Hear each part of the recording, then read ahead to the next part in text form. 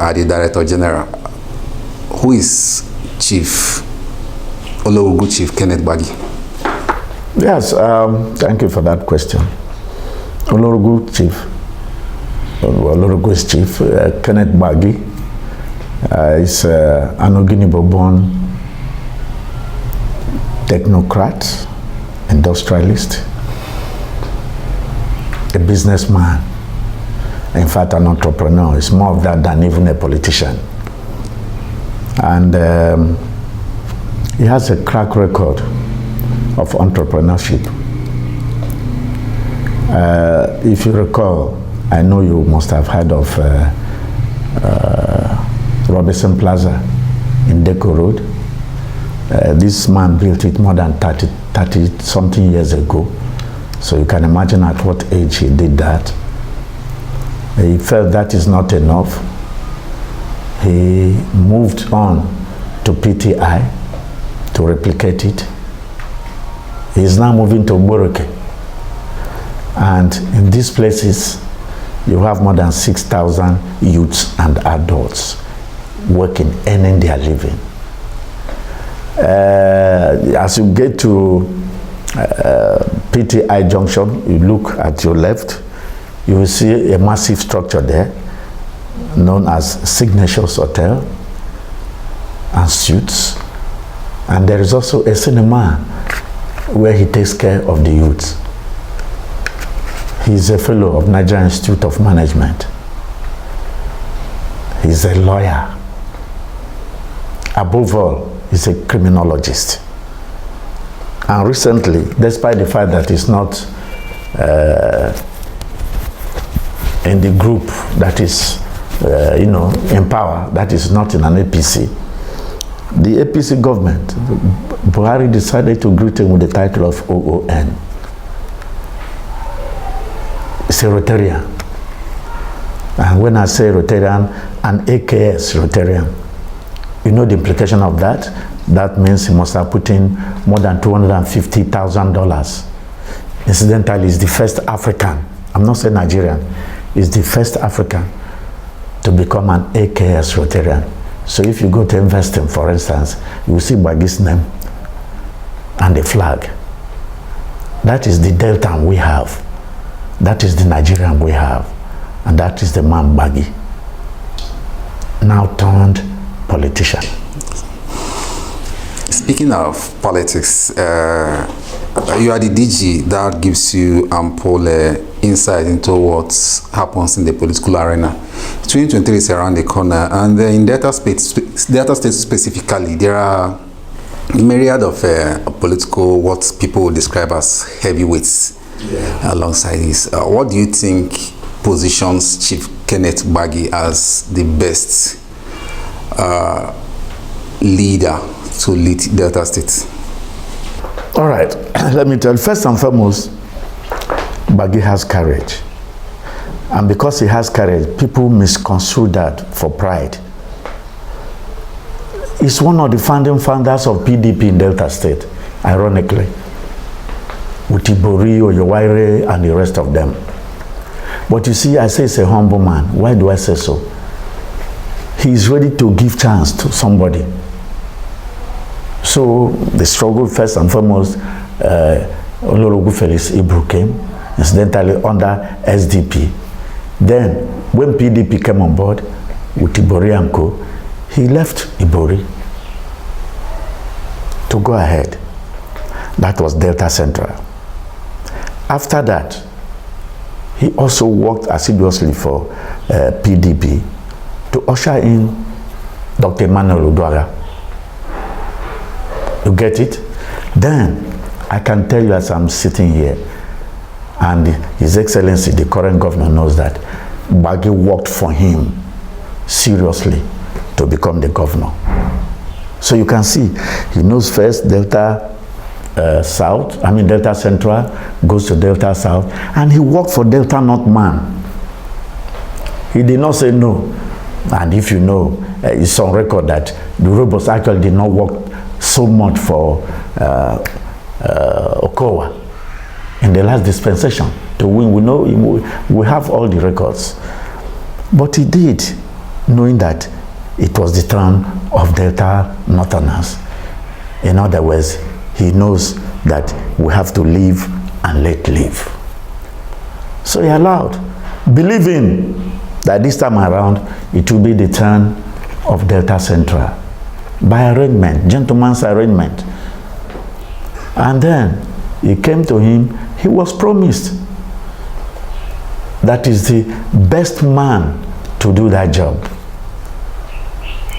For one reason, he's a big entrepreneur who has been using his money. He has no godfather. Unlike others, he has no godfather. He is the one sponsoring himself, using his own money. Money from his sweat as a businessman, as an entrepreneur, as an industrialist. Not stealing the people's tax, the taxpayers' money like those in government. And if you look at all other candidates, you will see that he stands unique. He's towering. In fact, I see him as an ego. So this is the man. And that is why I saw him also as a man who says what he can do. He makes a promise and he abides by it, he keeps by it. So it was surprising that suddenly they felt that he was no longer capable to be under the canopy of PDP. But get it known, while he was doing all this, I can assure you that my principal never got a kobo from PDP. If there's anybody who said yes, they are the one financing his business, let the person come, my principal will give that person an award. So in all that, he was even using his own money, patronize. But seeing that what he had in mind about PDP is not what is happening. The state has gone into comatose. There is dishonesty. There's political gangsterism. There's financial mismanagement. The youths are suffering. Pensioners are not paid. Don't forget that this man is an industrialist. He's a humanitarian, an altruist. But he knows that as an industrialist, he's doing his best. His best may not be enough in giving industry to the state. And it pains him to the marrow of his bones to see that the industries we had in Delta State have all gone. They have all crumbled. The man who knows the business, the shrimp, the supply axis, what was there, oil, shrimp, AT&P, name them, they're all gone. Look at our ports. The ports have all been closed. Initially, these ports, cocoa, supply and the rest of them, were meant for exporting products from here to the east. You see, but the Yoruba man knowing the economy of the nation, they decided by implication or by design, these ports are not functioning. And there is no government at the center who says that a state government cannot grow rapidly. There is no law like that. But you find that what is happening in Delta State, we are getting lower and lower. And my principal is not happy about it. And like I said, being a humanist and very altruistic, he decided to let him enter government. So apart from his own personal resources that he has, government fund will now use it to develop the state, to make Delta an industrial hub. Say Dubai of Nigeria. It's very possible because he knows what to do. He knows what to do. This is why he's gone into politics. Speaking of, let me speak to the gubernatorial seat was promised to him. Some people will feel that this issue of handing on a political office has been the bane of development in the state. Will you say he was running on the basis of handing, or say a handout from the governor to him, or are you trusting him in his own capacity and ability to lead? No. First, the governor also knew, or he knows, that Gbagi has the capacity, the capability, and the character to lead. So it was not like handing over. So there were a lot of candidates, and let me tell you, a group of professors, in fact, this was what brought me closer. A group of professors decided to research, to profile all the candidates who were there. We know all of them, you know, for their various parties and so on. And we have seen that the only person who can, you know, liberate Delta from this economic poverty, from this strangulation we are in, is Gbagi. And governor is aware. It's not just because he wants to hand over. I'm sure too, he had a vision of trying to make sure that Delta gets better than he left it. But somewhere along the line, I don't know what happened. So it's not that Gbagi by arrangement, no, but because he's actually the best candidate. He has something on ground.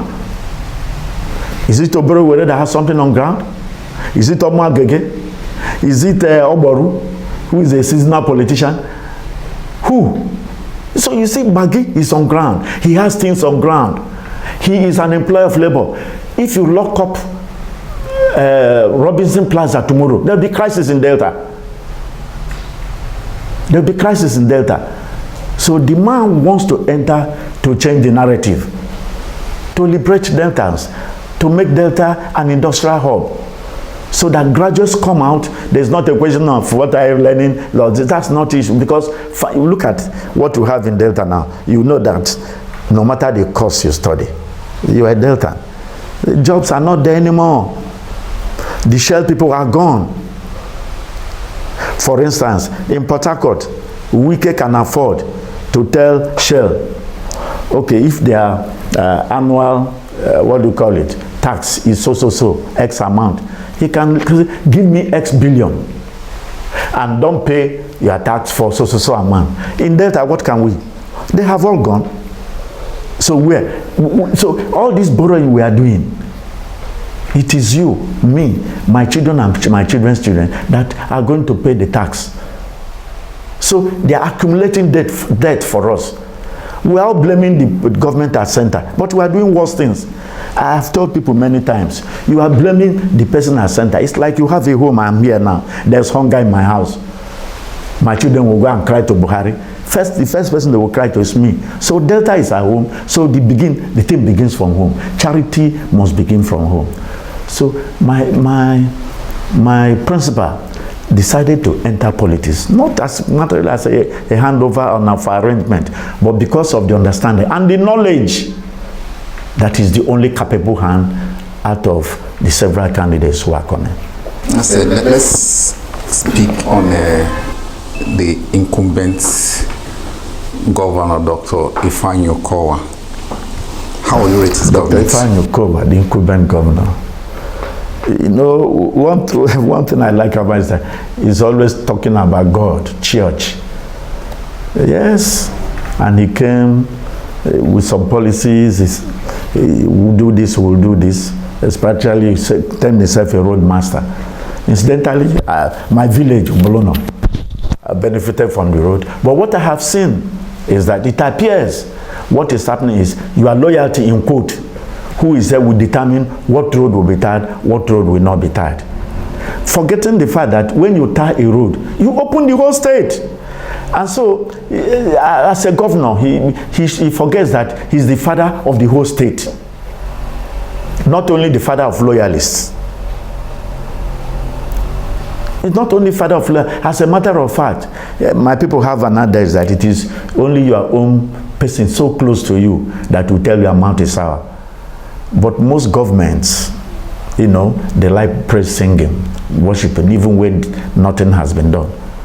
He has a lot of SAs, you know, and so forth. As far as I'm concerned, I see these SAs, most of them as political thugs.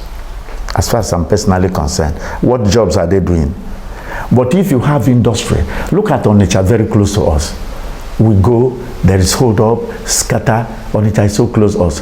We can't replicate what is happening on Onitsha in Asaba, in some parts of Delta. So as a governor, I don't really know how to score him, but especially these last days, with his alliance with Atiku and so on, even when he read the communique, knowing fully well that the Northerners have heard it, the Muslims have heard it, and he aligns himself. I see that as selfish. That's it.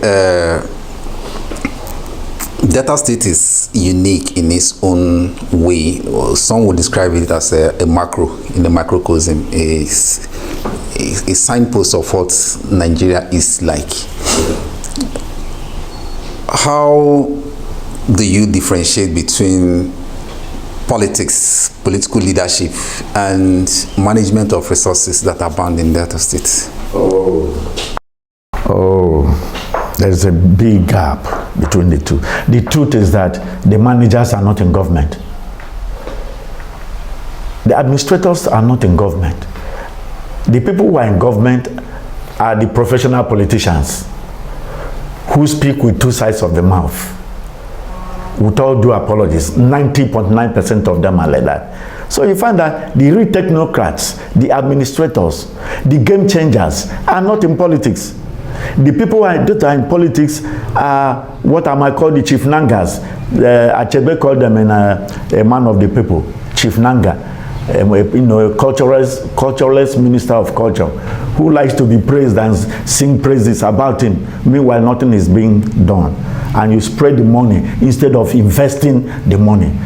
You give as if it is your own personal money. There is no governance. The politicians, the people who know the act of governance are not in politics.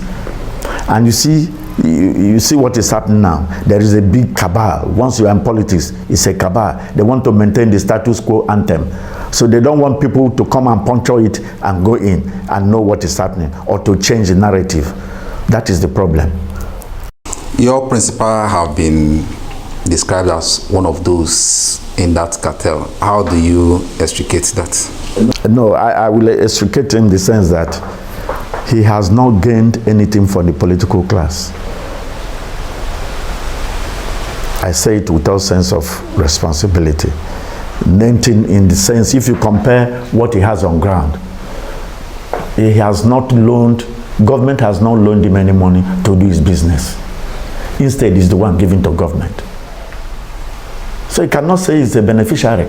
He's a self-made man, a hard worker, an entrepreneur, an industrialist. And this is why we're saying that they know that is the best. They know that is the best, but they are scared of him. Why is that? Because he's incorruptible. You know what I mean? In Delta, when you come, you say, no, now we say what they do, take 10 million, take 1 billion. You change your mind. You cannot corrupt Gbagi. They would have corrupted him ever since. This is why people are scared of him. That is why his name rings bell. When he's coming, the people are quivering. Gbagi is coming again. He's an honest man who has done honest business. He has the entrepreneurial acumen, like I said earlier, that God has given him. And he's using it very well. And this is what Delta needs now. It's not people who are going about, gangsters, grandstanding, cabal, jumping about with heavy cars. That's not what we need. What we need is to liberate the youths. Are you not aware that a lot of pensions are suffering, especially the teachers? From 2015 till date have not been paid. Some of them have died. How do you feel? In civilized, let me not talk of Europe. Because South Africa here, about 6 months before you retire, everything about your pension, your gratuity is paid. And this is what brings some problem in the public service. Some people don't want to leave because of fear of the unknown. If I retire, what is going to happen? So people want to remain there, keep on mutilating their ages. People want to be there. They don't want to retire. So they keep on, rotating them from one seat to another. There are so many of them who have become senile, who are still in government, they are still paying homage to and sending our money instead of using it to develop the youths. This is the problem we have in Delta State, and it is stopped. Look, what project look at the airport. I've used this several times. Up to now, can you say that that's the best Delta can have compared to the quantum of money that was put into that airport? No, but I know that if my principal goes there, he will put that in many lanes. People will be flying from Asaba, from Warri. Government does not stop, federal government does not stop you from growing even bigger than federal government. You get my point? So this is the problem.